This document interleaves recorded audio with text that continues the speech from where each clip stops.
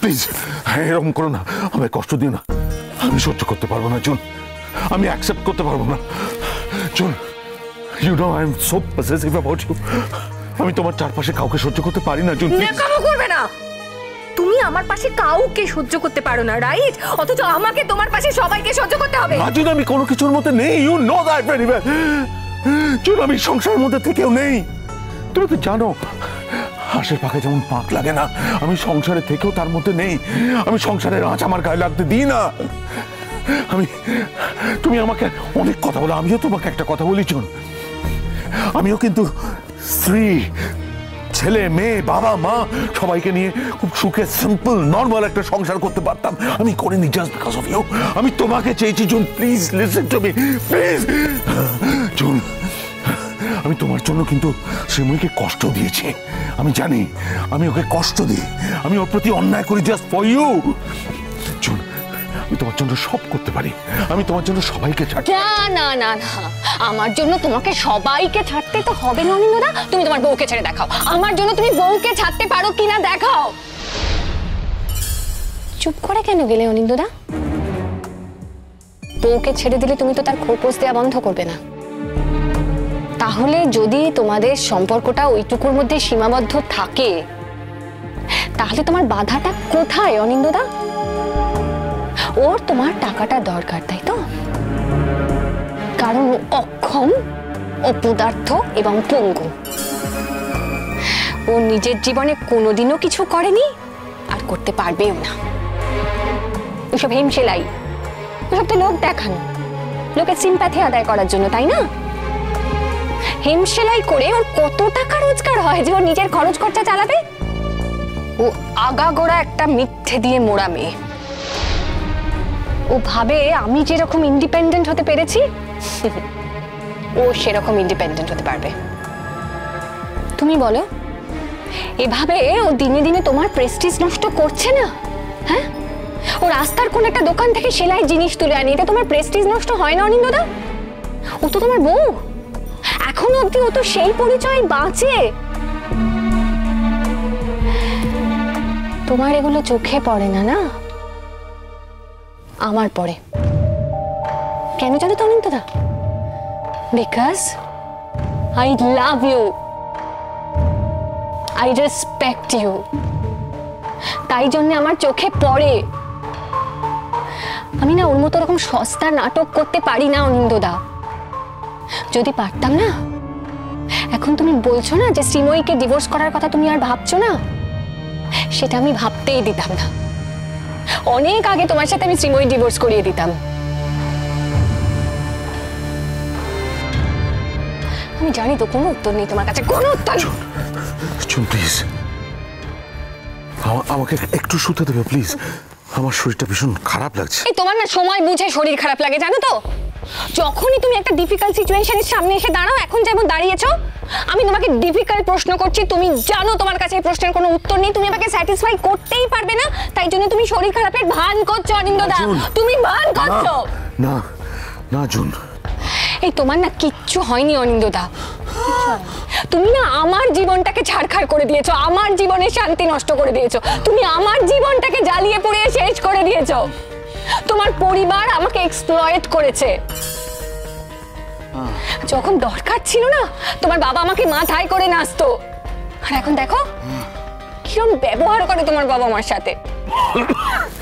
তোমার ছোট ছেলে আমাকে কথায় কথায় অপমান করে, আর শ্রীময়ী সবাইকে উস্কায়।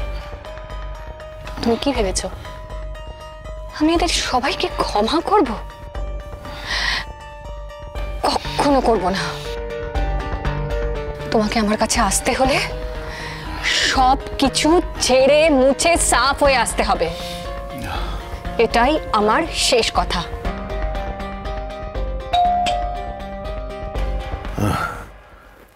অনিন্দা,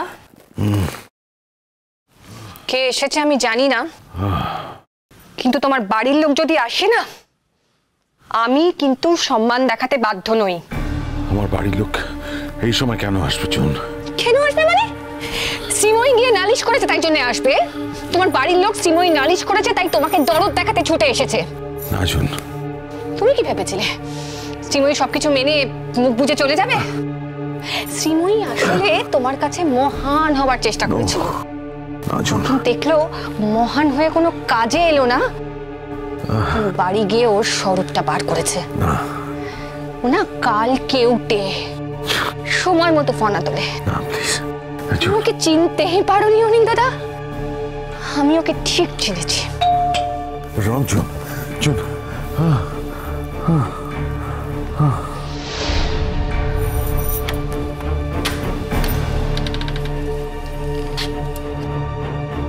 আপনারা হঠাৎ? ও আমাদের হঠাৎ এখানে দেখে আপনি অবাক হচ্ছেন কি? মানে বুঝতে পারছেন না আমরা কেন এসেছি? হ্যাঁ পিসমশাই, মাঝে মাঝে কিছুই বুঝতে পারে না এই মহিলা। Shut up! আমার বাড়িতে এসে আমাকে এভাবে অপমান করার স্পর্ধা হয় কি করে তোমার? তুমি যদি একা এই বাড়িতে থাকতে এই অপমানটা তোমার সহ্য করতে হতো না। আমার ছেলেকে তুমি এখানে আটকে রেখেছো, তো এই অপমানটাই তোমার উপযুক্ত জবাব। কেন মেসমশাই?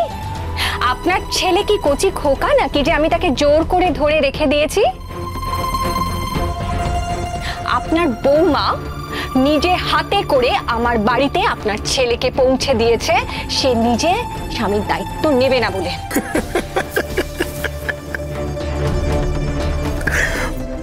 আপনার কথাতে না সরি হাসি পেয়ে গেল। অবশ্য আপনার কথাবার্তা আমার খুব এন্টারটেইনিং মনে হয়, বরাবরই মনে হতো। আপনার কি মনে হয় আমার বৌদি অনিন্দ্যদাকে সামলাতে পারেনি, তার দায়িত্ব নিতে পারেনি বলে এখানে ছেড়ে গেছে? আর আপনি পারেন দায়িত্ব নিতে? আপনি তো সাজানো জিনিসকে ছাড়খাড় করে দিতে জানেন। আর আপনি ভাবছেন আমার বৌদি দায়িত্ব নিতে পারেনি বলে অনিন্দ্যবাবুকে এখানে ছেড়ে গেছে?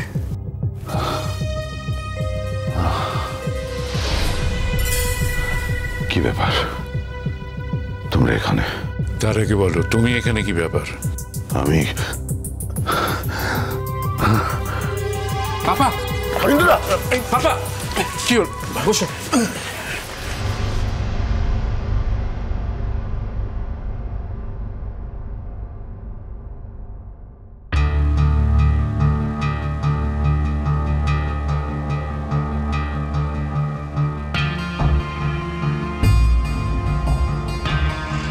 শোনো পাপা, আমি তোমাকে একটা কথা বলতে চাই।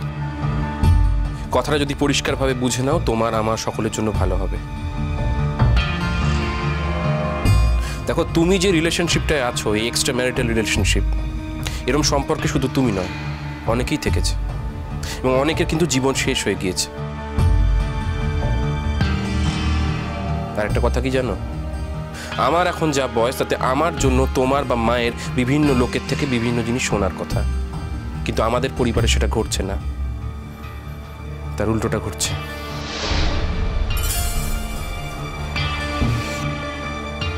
তোমার জন্য আমাকে বিভিন্ন লোকের থেকে বিভিন্ন কথা শুনতে হচ্ছে, আমার পরিবারের দুর্দশা দেখতে হচ্ছে, মায়ের চোখের জল দেখতে হচ্ছে,